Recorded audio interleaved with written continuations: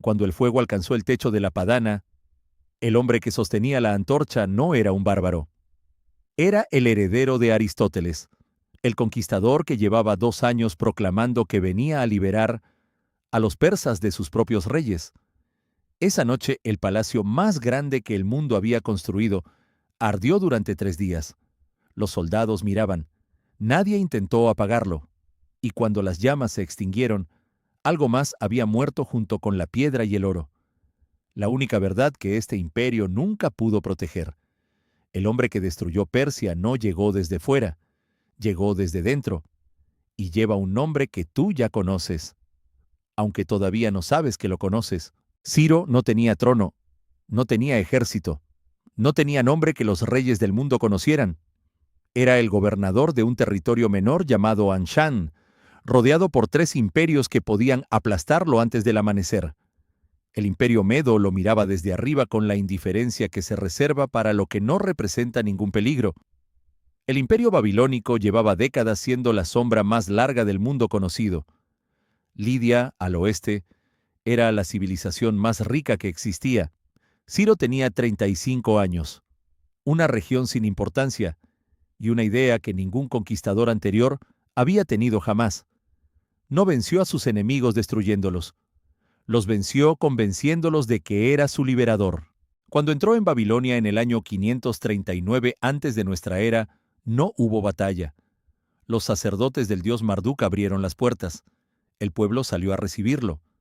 Ciro caminó por las calles de la ciudad más grande del mundo sin derramar una sola gota de sangre, porque había pasado meses enviando un único mensaje. No soy vuestro conquistador, soy vuestro rey legítimo enviado por vuestros propios dioses. Y lo creyeron. Lo creyeron porque era exactamente lo que querían creer. Ordenó que todos los pueblos deportados por los babilonios fueran liberados y devueltos a sus tierras. Los hebreos esclavizados desde la destrucción de Jerusalén volvieron a casa. Sus templos fueron reconstruidos con dinero persa. Sus objetos sagrados, confiscados durante décadas, les fueron devueltos uno por uno. La decisión quedó grabada en arcilla y depositada bajo los cimientos de la ciudad conquistada. Ese objeto existe todavía. Está en el Museo Británico. Se llama el cilindro de Ciro. Y aquí empieza la primera grieta invisible. El cilindro de Ciro ha sido exhibido en las Naciones Unidas. Ha sido citado por presidentes como la primera declaración de derechos humanos de la historia. La frase se repite con devoción desde hace décadas. Ciro fue el primer gobernante en respetar las libertades de los pueblos conquistados. Hay estatuas levantadas en su honor en ciudades que nunca pisó. Hay constituciones modernas que lo invocan. Hay discursos de jefes de Estado que lo usan como espejo donde reflejar sus propias virtudes.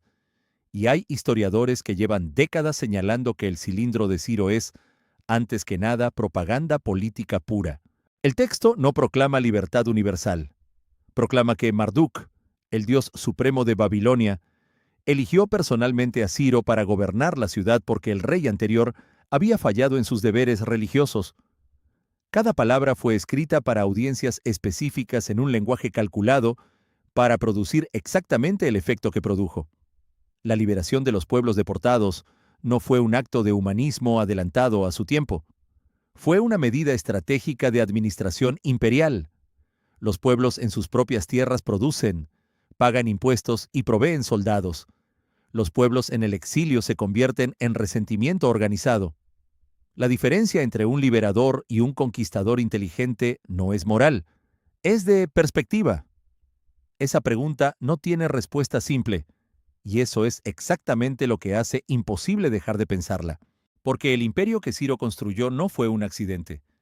Fue el resultado de una filosofía de poder que nadie antes había sistematizado con esa precisión.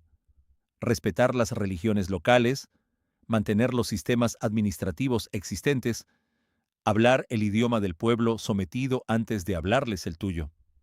En menos de 30 años construyó el primer imperio verdaderamente multiétnico de la historia humana, desde el Mediterráneo hasta el río Indo, desde el Mar Negro hasta el Golfo Pérsico.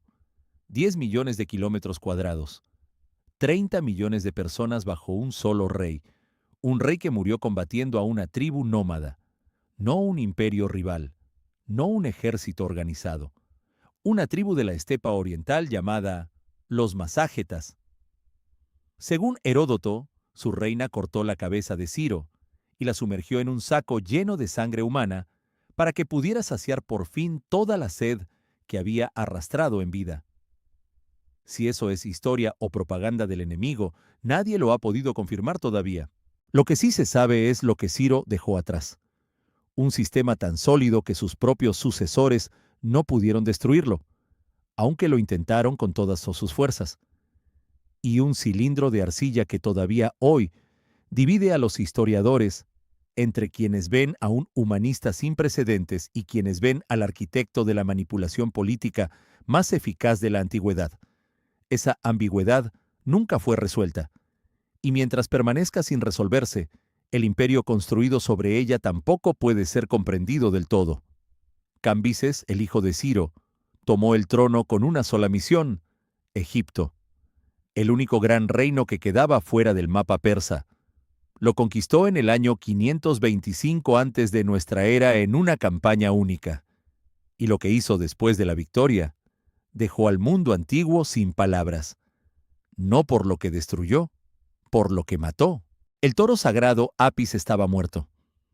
Cambises lo había matado con su propia mano en el corazón del templo más protegido de Egipto. Los sacerdotes lloraban.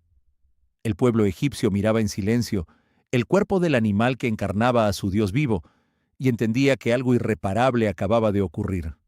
No la muerte del toro, algo peor, la demostración de que el nuevo rey no tenía miedo de ningún dios que no fuera el suyo. Heródoto escribió que Cambises era un tirano demente, que había profanado templos, asesinado a su propio hermano, golpeado a sus generales, y que murió solo y delirante en el desierto camino a casa. Durante 2500 años, esa versión fue la versión. El hijo que destruyó lo que el padre construyó. El heredero que no supo heredar. Luego llegaron los papiros. Los documentos egipcios encontrados en el siglo XIX cuentan una historia completamente diferente. Cambises respetó los templos egipcios, participó en ceremonias religiosas locales, fue coronado según el ritual tradicional del faraón. El toro Apis, que supuestamente asesinó, murió de causas naturales durante su reinado, y fue enterrado con honores reales costeados por el propio Cambises. El relato de la profanación, la locura, los crímenes, fue construido por los sacerdotes egipcios que habían apoyado al rey anterior. No fue historia. Fue la primera campaña de desprestigio documentada de la antigüedad. Cambises era griego para los griegos que escribieron sobre él. Era persa para los egipcios que lo resistieron. La historia que llegó hasta nosotros fue escrita por los que tenían razones para que pareciera monstruoso. Eso no lo convierte en inocente. Lo convierte en ininteligible. Murió en el año 522 antes de nuestra era sin heredero directo. Lo que vino después casi destruye el imperio antes de que alguien pudiera evitarlo. Darío no tenía derecho al trono. Era un noble de linaje aqueménida lateral, comandante militar, hombre de confianza pero no sucesor designado. Cuando Cambises murió, al menos 3 rebeldes simultáneos reclamaron el poder en distintas regiones del imperio. Darío los aplastó a todos en menos de 16 meses, 19 batallas, 9 reyes capturados. Todo documentado en la inscripción de Behistún, grabada en 3 idiomas sobre una roca vertical, a 70 metros de altura en lo que hoy es Irán, para que todos pudieran leerlo y nadie pudiera borrarla. Lo que Darío construyó después de aquellos 16 meses fue diferente a todo lo anterior. No un imperio de conquista, un sistema. Las satrapías eran provincias administradas por gobernadores locales con autoridad real, pero controladas por inspectores directos del rey llamados los ojos del rey. Cada región pagaba impuestos en su propia moneda o en especie, según su producción real, no según una tarifa impuesta desde el centro. Las carreteras reales conectaban Susa con Sardes en 2.700 kilómetros de ruta pavimentada, con postas de caballos frescos cada 25 kilómetros. Un mensaje tardaba 7 días en cruzar el imperio entero. Un ejército tardaba 3 meses. Esa diferencia era la columna vertebral del control persa. Luego llegó Grecia. Y lo que ocurrió allí todavía se enseña mal. En el año 490 antes de nuestra era, Darío envió una expedición a castigar a Atenas y Eretria por haber apoyado la revuelta jónica. No fue una invasión de conquista total. Fue una acción de castigo limitada contra 2 ciudades específicas. El ejército persa que desembarcó en Maratón era formidable, pero no era lo mejor que Persia podía enviar. Era suficiente para destruir 2 ciudades medianas en la periferia occidental del imperio. ¿Perdió? 10.000 atenienses derrotaron a una fuerza persa superior en número en una mañana de septiembre. El mensajero que corrió hasta Atenas a anunciar la victoria cayó muerto al pronunciar la última palabra. Esa imagen sobrevivió. La derrota persa sobrevivió. Lo que no sobrevivió en la memoria popular es lo que significa estratégicamente. Para Persia, Maratón fue una operación fallida en el margen occidental de un imperio de 10 millones de kilómetros cuadrados. Para Atenas fue la supervivencia total. La diferencia de escala entre las 2 interpretaciones de la misma batalla explica por qué la historia occidental convirtió ese día en el nacimiento de la libertad contra el despotismo, y por qué los persas no grabaron Maratón en ninguna roca. Darío murió antes de poder organizar la respuesta. Su hijo Jerjes la organizó por él. Lo que Jerjes envió a Grecia en el año 480 antes de nuestra era no era una acción de castigo, era la demostración de fuerza total. Los números que dan los griegos son imposibles. 1.700.000 soldados, 4.000 barcos. Los historiadores modernos reducen esa cifra a entre 150.000 y 250.000 hombres. Sigue siendo el ejército más grande que el mundo antiguo había visto moverse en una sola campaña. Quemó Atenas, cruzó las Termópilas, tomó todo lo que se propuso tomar, y luego, en el estrecho de Salamina, tomó la decisión que ningún rey persa anterior hubiera considerado posible: atacar en un espacio cerrado con barcos que no habían sido construidos para espacios cerrados, porque una mujer se lo recomendó y él eligió no escucharla. La reina Artemisia de Halicarnaso, su propio almirante, le dijo exactamente lo que iba a ocurrir. Jerjes la escuchó. Luego hizo lo contrario. La flota persa fue destruida en pocas horas. Jerjes se retiró a Asia. Dejó a su general Mardonio con el ejército de tierra. Mardonio fue derrotado en Platea al año siguiente. La invasión terminó. El imperio no terminó.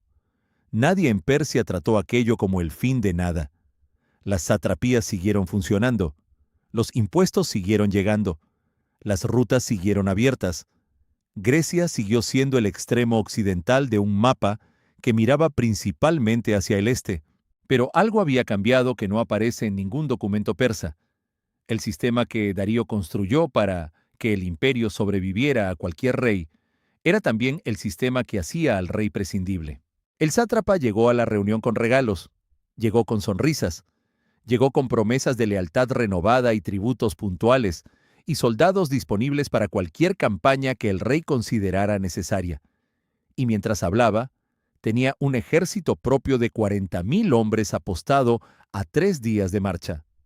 Eso no era una excepción en el imperio persa. Era el funcionamiento normal del sistema. Darío lo había diseñado así deliberadamente. El modelo de satrapías era un prodigio de ingeniería política.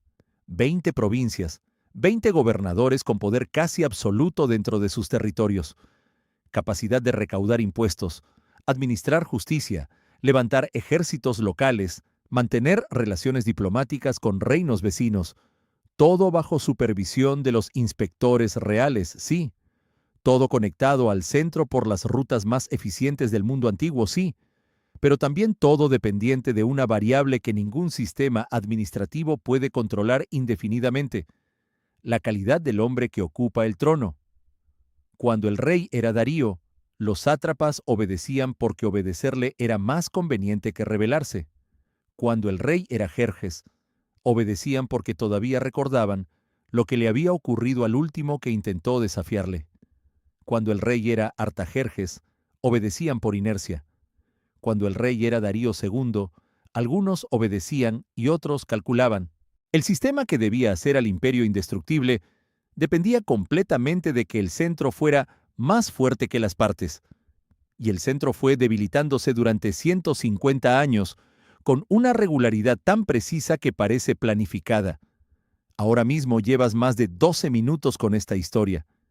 Tu cerebro ha construido un mapa de estos personajes, estas decisiones, estas grietas, y lo que estás a punto de entender va a cambiar la posición de cada pieza en ese mapa sin mover ninguna. El cilindro de Ciro no es el documento que fundó el imperio. Es el documento que revela por qué el imperio no podía durar. Cuando Ciro decidió que la mejor forma de gobernar a los babilonios era hablarles en el idioma de su Dios, estableció un principio que sus sucesores no pudieron abandonar aunque quisieran. El rey persa no tenía una identidad fija, tenía tantas identidades como pueblos gobernaba. Era el enviado de Marduk en Babilonia, era el faraón legítimo en Egipto, era el protector de Yahvé para los hebreos, era el rey de reyes para los persas. Cada máscara era real, ninguna era la única. Eso funcionó como fortaleza durante generaciones, y luego funcionó como disolvente, porque un rey que es todo para todos no puede ser absolutamente nada para nadie. Y cuando llegó el momento en que el imperio necesitó que sus pueblos murieran por una identidad común, por algo que los uniera más allá del pago de impuestos y el respeto a los rituales locales, no había nada que ofrecer, no había un nombre compartido, no había un Dios que todos reconocieran como el suyo. No había una historia de origen que los distintos pueblos del imperio pudieran contar juntos alrededor del mismo fuego.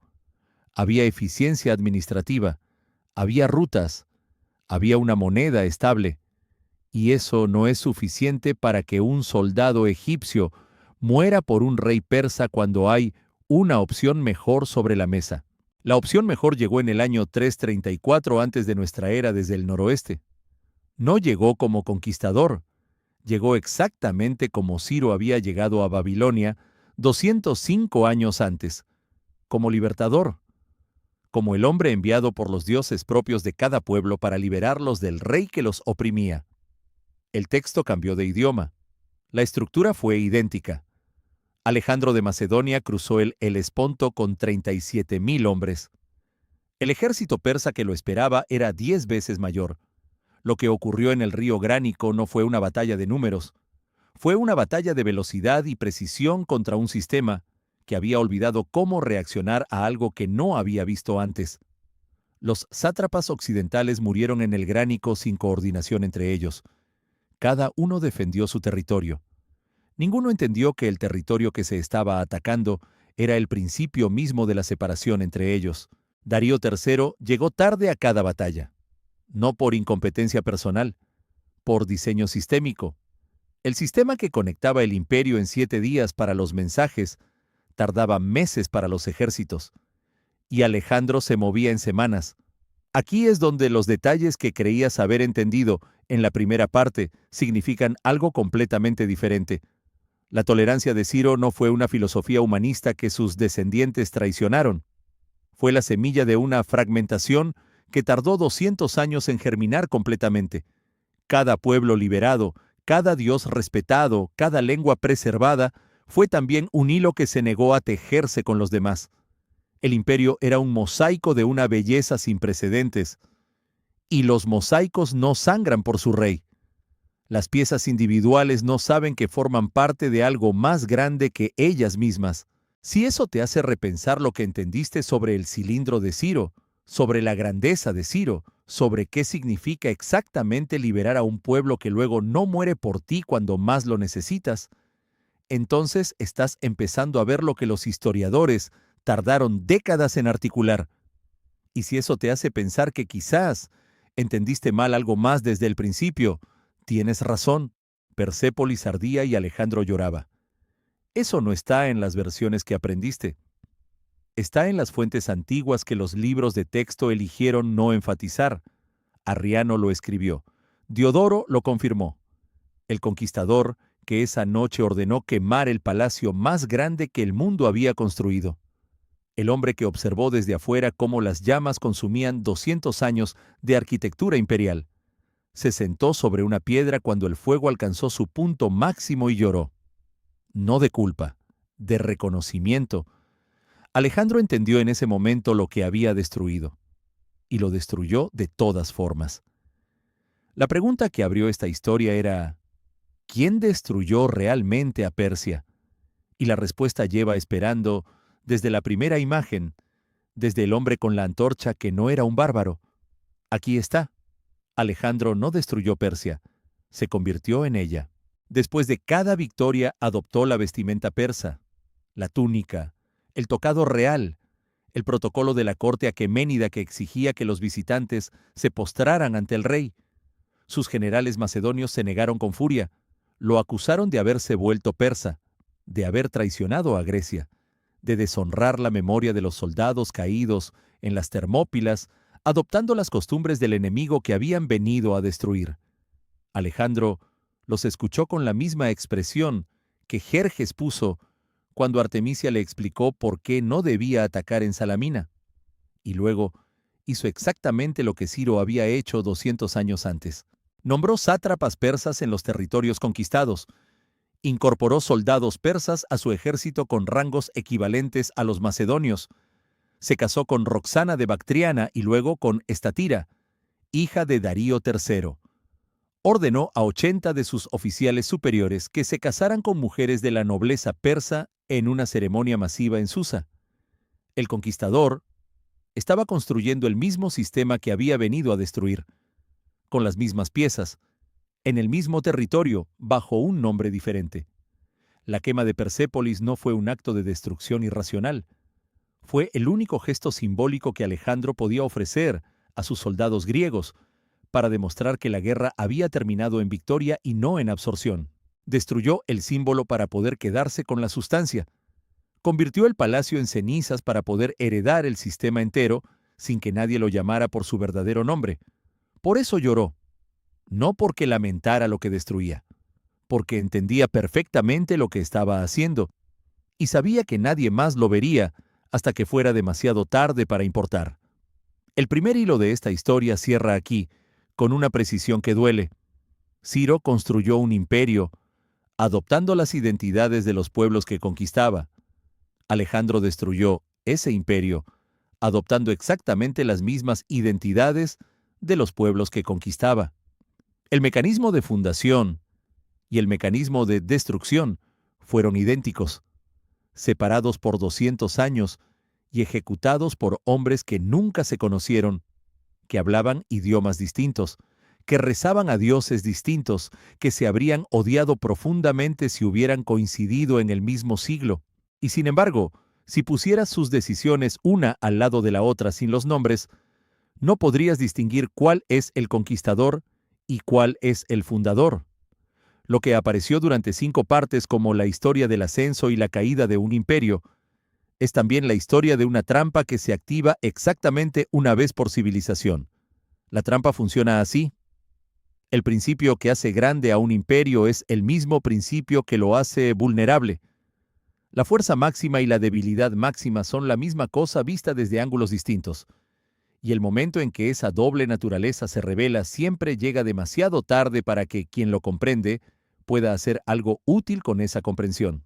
Darío III lo entendió en Gaugamela. Estaba en el centro de su ejército, rodeado por los mejores soldados del mundo, con una superioridad numérica aplastante, cuando la línea de caballería a su izquierda cedió y creó un corredor directo hacia su posición. ¿Huyó? Los historiadores griegos lo llamaron cobardía. Lo que en realidad ocurrió fue que Darío III, en una fracción de segundo, comprendió que no estaba perdiendo una batalla.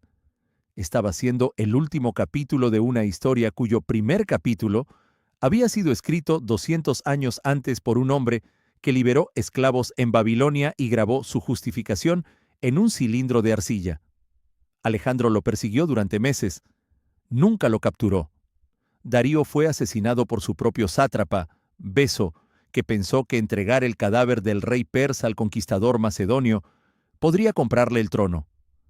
Alejandro ordenó el funeral de Darío con honores reales completos. Lo enterró como rey. Lo lloró como se llora a un predecesor, no a un enemigo, porque eso era exactamente lo que era. El general Parto miró las monedas griegas en su mano y las tiró al suelo, no porque fueran falsas, porque llevaban la cara de un rey macedonio sobre el metal que sus antepasados habían acuñado con la cara de un rey persa. Arsaces fundó el Imperio Parto en el año 247 antes de nuestra era y construyó exactamente esto: Persia. No su nombre, su estructura, su sistema, su tolerancia. Durante casi 5 siglos el Imperio Parto gobernó desde el Éufrates hasta el Indo y detuvo a Roma en seco cuando nadie en Occidente creía que Persia todavía existía. Luego vinieron los sasánidas. Ardashir no proclamó una continuación, proclamó una restauración, porque para los persas Alejandro había sido un episodio. Cuando el imperio sasánida cayó, en el año 651, Persia llevaba más de 1200 años activa. Grecia duró menos de 200 como potencia unificada. Roma, menos de 500. Persia sobrevivió a ambas. El destructor que abrió esta historia no era un hombre, era un principio, la tolerancia. Ciro la usó para fundar el imperio. Darío la convirtió en ingeniería. Darío III la heredó sin entender que era simultáneamente su mayor fortaleza y la razón por la que nadie moriría por él con verdadera convicción. Alejandro la aprendió al cruzar el Helesponto y nunca la soltó. El cilindro de Ciro es el primer documento de derechos humanos y la primera campaña de propaganda política documentada. Ambas cosas son ciertas. Alejandro fue el destructor de Persia y su heredero más fiel. Ambas cosas son ciertas. Cada vez que la historia te ofrece una versión limpia, esa limpieza es la primera señal de que algo fue eliminado antes de que llegaras. Las columnas de Persépolis todavía tienen marcas de fuego en la piedra. Llevan 2300 años siendo la evidencia de que entender perfectamente lo que estás haciendo nunca fue suficiente para detenerlo.